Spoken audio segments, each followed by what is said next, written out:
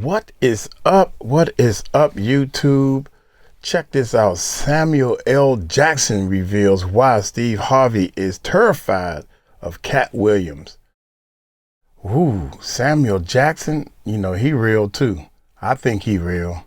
Y'all let me know if y'all got any dirt, any dirt on Samuel Jackson. I think he worked real hard to get to where he's at. So without any further ado, let's see what he got to say about Katt. Every now and then I think I can rhyme. So y'all hit that bell, hit that subscribe button, hit that bell, y'all. Let's check this bad boy out. You know what the #1 job of somebody that sold their soul in Hollywood is? Is to act like it didn't happen. Def Comedy Jam 25. It's good to see so many funny people together in one room, all wondering the same thing. Is Katt Williams gonna show up? Nervous as hell right now.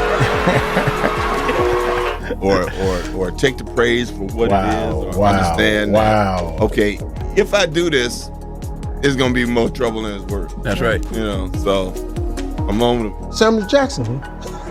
We was in Portofino. We had finished dinner one time. We walking back to go get on this boat. Hey, you're Samuel Jackson. I want to take a picture. Celebrated actor Samuel L. Jackson has purportedly made some startling revelations, which have gotten the grapevine buzzing with excitement. The 75-year-old actor reportedly spoke to his fans during a live Q&A, where he divulged some juicy info about Steve Harvey and Katt Williams. Fans knew there was tension between Steve Harvey and Katt Williams following Katt's interview on 𝗗𝗢𝗡𝗞𝗦, but Jackson's words added different levels of intricacies between the two veteran comedians that fans never knew. What did Samuel L. Jackson say? And how would it affect the already fragile relationship between two of the finest stand-up comedians in the business? Stay with me as we dissect Jackson's words and what they tell us about Katt Williams and Steve Harvey. He stopped stand-up because he got in a comedy battle called the Championship of Stand-Up Comedy with one Katt Williams in Detroit in front of 10,000 people and lost. Currently, there's no feud that is funnier and simultaneously more bitter than the Katt Williams-Steve Harvey fallout. The two industry veterans have been at each other's throats since Katt's famous or infamous interview, depending on which side you're on, with Shannon Sharpe on 𝗗𝗢𝗡𝗞𝗦. Fans who took the trouble to score points based on the impact of the words the comedians have used against each other claim that Katt is in a comfortable lead. However, Steve Harvey isn't far off either, having delivered sharp and acidic salvos of his own. Now, you'd be forgiven to think that the squabble between these two comedians started after the 𝗗𝗢𝗡𝗡𝗡 interview, but Samuel L. Jackson apparently thinks otherwise. The streets claim that Samuel L. Jackson revealed the Katt Williams-Steve Harvey began way back in time, but became more apparent at the 2017 Def Comedy Jam. Homing in on the specific incident, the Pulp Fiction star highlighted the segment when Dave Chappelle gave Katt Williams props. Everyone, both comedians and audience, laughed, with Katt Williams joining in the fray by breaking into smiles. But Steve Harvey was apparently visibly distraught and tensed, probably envious, as all attention shifted to Katt Williams for a second. The game show host then passed a comment that was seemingly geared at bringing the spotlight onto himself by saying,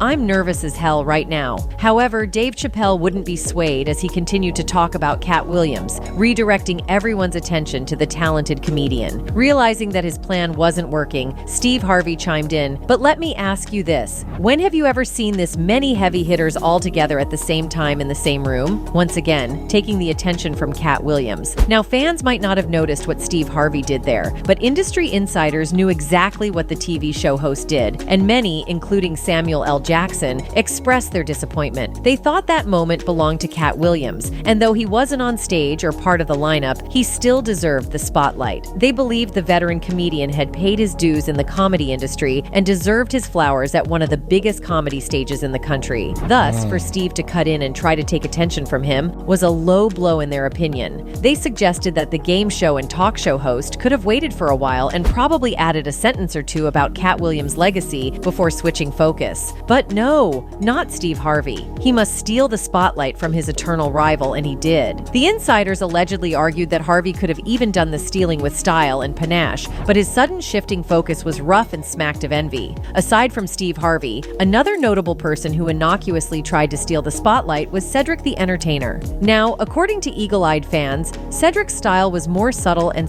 than Harvey's. So many people might not have noticed it. During Dave Chappelle's brief monologue on Katt Williams, Cedric was nervously laughing as if he couldn't wait for it to be over. But once Steve Harvey chimed in for the second time, Cedric co-signed his words with "yeah," as if to say, it's about time to forget Katt and get on with business. Well, let me ask you this. When have you ever seen this many heavy hitters all together at the same time, in the same room? Yeah. Though Cedric's style was more subtle and almost unnoticeable, many industry insiders were reportedly not happy with it. They thought that he could at least continue pretending to be happy for their colleague who wasn't with them on stage. Remember, this was 2017, 7 years before Katt Williams openly called out both Harvey and Cedric on 𝗗𝗢𝗡𝗡. So, fans began to wonder exactly why Steve Harvey and Cedric the Entertainer would treat Katt Williams the way they did. Well, the answer, according to the streets, lay with Samuel L. Jackson. The veteran actor reportedly explained that both Cedric and Harvey were terrified of Katt Williams, hence their actions on the night. They weren't terrified because he was going to beat them up or shred them to pieces, but they were terrified because he was going to steal the spotlight. If you rewind the video a few seconds back, you'll realize that Steve Harvey's first attempt at taking the spotlight from Katt Williams has him saying the following words, S, I'm terrified. Is Katt Williams gonna show up? According to reports, Jackson pointed out that aside from Steve Harvey's diversionary tactics, he was genuinely afraid of Katt Williams. He allegedly explained that the main reason Steve Harvey and Cedric the Entertainer are afraid of Katt is that he's a better comedian than they are. Katt himself alluded to this when he tore All Too Apart during his interview with Shannon Sharpe. He explained that there was once a comedy battle between him and Steve Harvey earlier in their careers, in which he completely annihilated the talk show host. It was the 2008 Championship of Comedy, where the two comedians were billed to perform. To be fair, the show wasn't billed as a face-off between the two comedians. However, Katt was apparently tired of Steve's shenanigans and wanted to prove a point, so he seemingly goaded the talk show host into a face-off. He then went on making personal jokes about Steve, claiming that the game show host was actually bald and had a man's wig on. At the time, not many people knew that Steve Harvey was hairless because he always wore a high-top fade haircut on all of his television appearances. In fact, to say that many young men envied Steve's hair is an understatement. His hairline was the envy of the town, especially young men whose hairlines were receding faster than the speed of light. Many praised his haircut and ranked him among some of the fine-looking black dudes in Hollywood. Probably, his haircut gave him some sort of confidence, as heads turned his way whenever he walked by. Thus, it was a big blow when Katt Williams kept making jokes about his prized possession. Probably Katt Williams' words about his hairless head created a huge dent in his confidence and self-esteem. For now, we can't tell exactly how Steve felt about the whole incident, but one thing was for sure. Steve eventually dropped the wig and went with a clean shave, proving Katt Williams right. Today, the celebrated TV talk show host struts around with a cleanly shaved head that perfectly matches his well-trimmed mustache. Before then, he hid his real identity behind a wig. Katt Williams claimed that his words broke Steve Harvey so much that he stopped doing stand-up comedy because he couldn't just get his act together and face his audience. If Katt's words are anything to go by, then that perfectly explains why Steve Harvey would be afraid of the veteran comedian. It makes sense why Samuel L. Jackson would purportedly claim that Steve Harvey gets tensed whenever Katt Williams is around. And who wouldn't? I mean, if the one who is responsible for ending your stand-up career walks into the same room as you, you'll be nervous. It explains why Steve Harvey would claim he was nervous when Dave Chappelle made a joke about Katt Williams 9 years later at the 2017 Def Comedy Jam 25. Now, the reason why Cedric the Entertainer appeared nervous and couldn't wait for the spotlight to shift from Katt Williams at the 2017 Def Jam Comedy is a bit subtle and complex, so let me break it down. In fact, many fans didn't know there was a feud between Cedric the Entertainer and Katt Williams until the interview of the year on 𝗗𝗢𝗡𝗡. Explaining the genesis of his issues with Cedric, Katt explained that the comedian stole his jokes despite several warnings.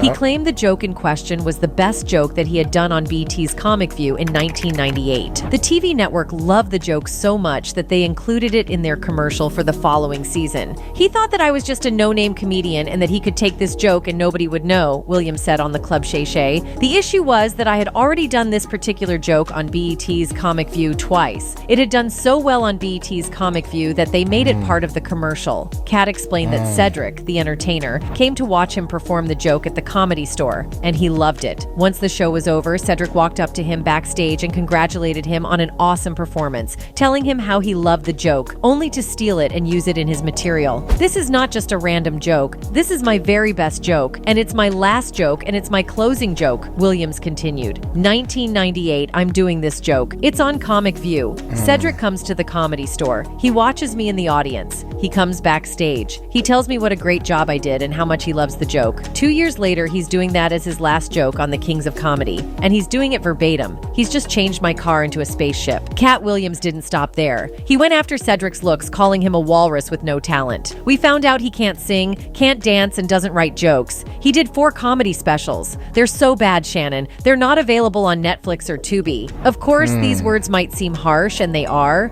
but if you consider the accusations that the veteran comedian has leveled against Cedric and Steve Harvey, you might think he's justified. Katt has accused the 2 comedians, along with Ricky Smiley, of conspiring against the late Bernie Mac. He claimed that they pretended they loved him but hated the Bernie in their hearts and worked against him. He accused Steve Harvey of being jealous of Bernie's acting skills because no studio wanted to work with him. This the same guy that hated on Bernie Mac with the same thing. There are 30,000 new scripts in Hollywood every year. Not one of them asked for a country bumpkin black dude that can't talk good and look like Mr. Potato Head. There ain't none. You have to have range. Katt thought that Steve Harvey and his ilk did their best to sabotage Bernie Mac's career, but things didn't go as planned. According to him, Steve and the rest of the Kings of Comedy cast decided to place Bernie as the opening act and make Steve Harvey go last because they thought he was the funniest. However, during editing of the footage, the producers shifted Bernie Mac's performance to the last because his was the funniest. Now, all these might sound absurd, which it did at the time, until DJ Ed Lover corroborated Katt Williams' story, claiming that the late Bernie Mac told him exactly the same thing. Lover, who was a close friend of Bernie Mac up until his passing, recalled the late comedian personally informing him of Harvey's alleged underhanded tactics.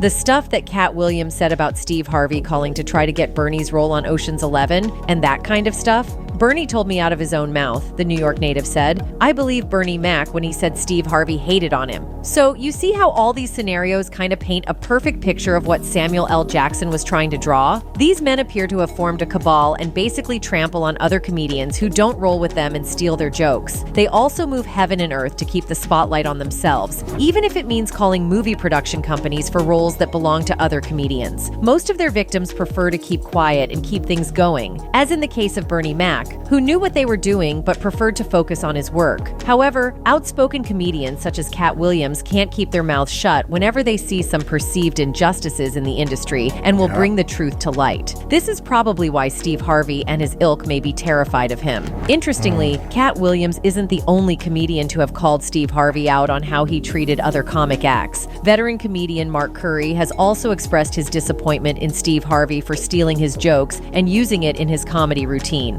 Explaining how he found out, Mark Curry claimed he was in the house when he got a phone call from a friend asking him to switch on the TV and tune in to one network. When he did, he discovered Steve Harvey performing one of his favorite jokes from way back. According to him, he performed the joke in 1999 during his own stand-up special produced by Comedy Central Presents. However, Steve denied any wrongdoing, challenging Mark Curry to come forward with evidence of him stealing his jokes. He added, "The only reason I'm commenting is because he keeps running his mouth about now grow up. Never stole a joke in 35 years. Come to me like a man and tell me what the joke is." Well, fans of the veteran comedian dug up the joke Mark Curry was referring to and proved that Steve really did steal Curry's joke. The routine was a Halloween joke in which Mark claimed that they didn't have money while growing up and had to use some strange but funny costumes for All Hallows Eve. Steve apparently performed the same joke on his eponymous talk show, Little Big Shots, where he was brought up in a family with no money and had to dress up in funny Halloween costumes. In an interview with Willie D on his podcast Willie D Live, Curry stated that Steve's motivation for stealing his jokes wasn't financial gain, but the desire to be like him, Mark Curry. At first, he did not address the Think Like a Man author by his name and spoke about how many comedians are swiping jokes in his industry. Comparing it to what happens in the rap industry, Curry claimed that the content is similar, but many things clearly distinguish one artist from the other. However, stand-up comics are different, and when people steal, it places people in a position where they have have to either defend their originality or comfort the person who stole their material. Thus, he sent a warning to Steve Harvey. "I'm a step to you. If you stealing my set, F you," he said. "I step to you." That doesn't mean it has to be a physical thing. He then told Willie D he takes pride in writing his own jokes and tries to write on topics that are different from what other comedians are writing on. This helps him to detect when comedians steal his routine because those jokes are unique and ain't like any other. And that was how he spotted the parts of his jokes that Steve Harvey stole. "Take the Steve Harvey thing.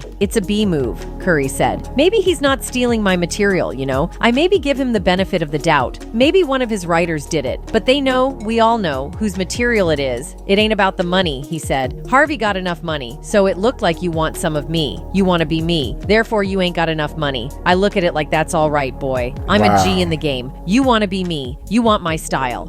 Wow. That's crazy, man, because a lot of people don't even know of him. Us old heads know.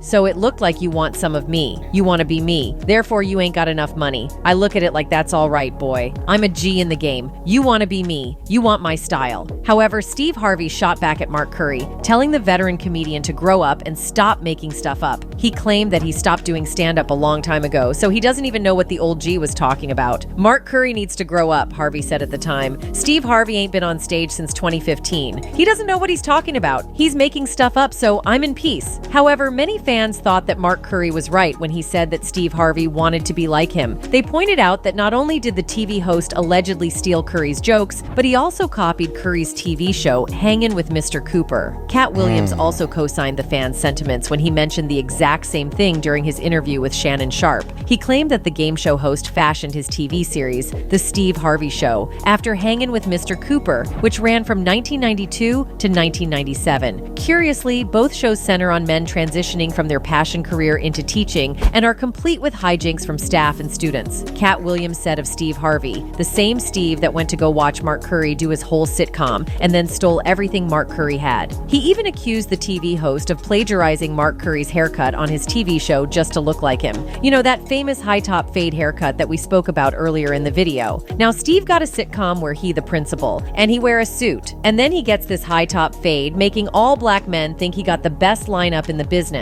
And it's a man unit. As mentioned earlier, these men appear to be part of a cabal who allegedly steal jokes, characters, and acting roles of other comedians to thrive. Interestingly, these men appear to have one thing in common: the fear of Katt Williams. Now, the third person alleged to be part of the group wasn't seen on stage at the 2017 Def Comedy Jam, but Katt Williams did mention his name during his interview with Shannon Sharpe. The third person, according to the Gospel of Katt Williams, is Ricky Smiley. Narrating how his beef with Smiley started, Katt claimed that Smiley lied when he stated during his turn on the Club Shay Shay that he was originally supposed to play Money Mike in the Ice Cube-produced movie Friday After Next. According to Katt, Ricky's version, claiming that the Money Mike role was strictly reserved for him, was a lie. This man told you he had Katt Williams' role. He was going to be Money Mike, and Katt Williams was going to be the Santa Claus. We auditioned in Los Angeles. I was auditioned Nundar 201. 200 black comedians auditioned for the role of Money Mike with me. You're saying all 201 of us was auditioning, and you had already had the role and had already shot the role in 4 days? Katt went on to explain that the original movie had an R-rated scene where a group of men forced themselves on Money Mike as revenge for something he did. Ricky Smiley was okay with the scene and would have gone ahead to shoot it if the producer settled on him. However, after reading the script, he had issues with the scene and asked the producers to change it instead. The Money Mike in the original script got RD in the bathroom, Williams said. That's what Ricky Smiley was okay with. Katt Williams had to take the risk in front of the cast, studios, and powers that be in his very first movie and say, respectfully, humbly, guys, if we are talking about anything else, I don't have any credibility and no pull. But we talking about comedy, where I have all the credibility and pull. The problem with Friday After Next is we are trying to make a classic comedy, and this comedy involves an R scene.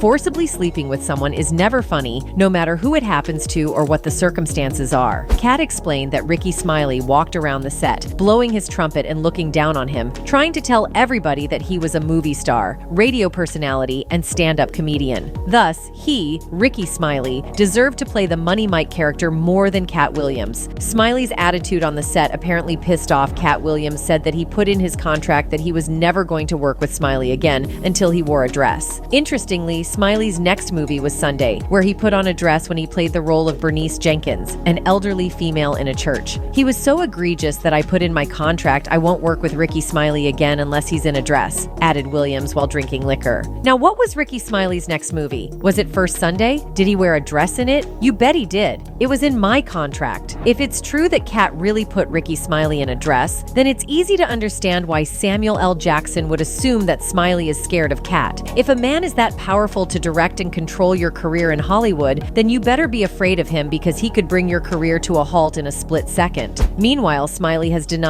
all of Katt's allegations against him, claiming that he had nothing but love for the Friday After Next star. On the January 4th episode of the Ricky Smiley Morning Show, he said the film's director, David E. Talbert, personally asked him to play Bernice Jenkins in the movie. He also gave Williams credit for playing Money Mike and said his role was switched after he had auditioned and cast as Money Mike. I went out to audition for Friday After Next as Money Mike, not as Santa Claus, he said. That is the honest-to-God truth. He explained that initially, the Money Mike character wasn't meant to be a pimp, but a panhandler who loved to hang out in the parking lot of the strip mall. However, he gave props to Katt Williams and the producers for how they switched up everything and made the movie funnier with the pimp character. On Katt's claim that he put it into his contract that he wouldn't work with Smiley again unless he were in a dress, Smiley stated categorically that there wasn't any contract of that nature. He expressed his disappointment in the veteran comedian for making up such outrageous lies, and then went on to state why he wore a dress in the next film. Smiley claimed that wearing a dress was his decision and not forced on him against his will. Moreover, he had no qualms about doing so far as it puts food on his table and clothes his family. He even mentioned notable male comedians who have donned the dress, stating that it wasn't out of the ordinary for him to follow in their footsteps. Comedy greats like Flip Wilson played Geraldine. Richard Pryor played some roles on his show, he noted. Jamie Foxx played Wanda, Martin played Shanae, I did Bernice Jenkins, Tyler Perry did Medea. There's a lot of comics and a lot of comedy greats that did characters for the sake of funny, for entertainment, for the sake of the laugh, and it has nothing to do with nobody's comfortable in the role. Nobody wants to put on a damn dress or is comfortable in it. It has nothing to do with my manhood being lessened. However, many fans weren't buying that explanation because they felt that these so-called comedy greats were either forced or enticed to put on a dress to lessen their manhood as part of an elaborate initiation process into the Illuminati. Others felt that Hollywood made these greats play female characters to turn them into laughingstocks. And if Katt Williams was able to do the same to Ricky Smiley, it means he wielded a lot of power in the comedy industry. This explains why Dave Chappelle gave him props at the 2017 Def Comedy Jam, even though Katt was seated in the audience. He recognized the power that the smallish comedian wielded and saluted him for it, while Cedric the Entertainer and Steve Harvey appeared terrified, maybe because they were afraid that they were next in line to don the dreaded dress. And with this, we draw the curtains on today's video. Thanks for watching. Wow. Well, one thing I do know is you're going to see less and less comedy with people putting on dress, period. Because now it's a nasty stigma. It ain't funny no more. We understand what that means. So people are they're gonna not put on that dress, man. They want to be like Katt Williams and David Chappelle. Trust me when I tell you that, especially if the person is not, have no gay tendencies. So look here, I'm gonna get on up out of here. Y'all put that in the comments, man. Let me know what y'all think about these comedies, these actors, and these people wearing a dress, and you clearly know it's a man. Hey, I'm gonna get on up out of here. Y'all take it light, take it slow. Tell them Uncle Mike told you so. Peace out.